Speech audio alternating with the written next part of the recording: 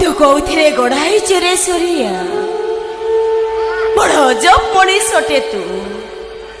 ଖାଲି ଆଖିରେ ଦେଖିଲେ ତୁ ପଥର ପରି ଲାଗୁଛୁ, ଆଉ ଆଖି ବନ୍ଦ କରି ଭାବିଲେ ତୁ ଠାକୁର ପରି ଲାଗୁଛୁ। ଆଉ ବେଳେ ବେଳେ ଭାବୁଛି ତୁ ଏତେ ଭଲ ହନା ରେ, କାହିଁକି ନା ଏଠି ଠାକୁର ମାନଙ୍କୁ ଦେଉଳର ଅନ୍ଧାରୀ କୋଠରୀ ଭିତରେ ବନ୍ଦ କରି ବସାଇ ଦିଆଯାଏ। କଣ କରିବି ଲୋ ପ୍ରିୟଙ୍କା?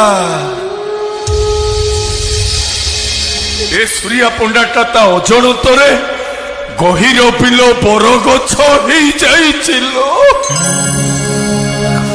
ଡାଳ ମେଲିଛି, ପତ୍ର ଗହଳିଆ, ହେଲେ ମୋ ଛାଇରେ ବସିବା ପାଇଁ କେହି ଜଣେ ବାଟୋଇ ଆସୁନାହାନ୍ତି।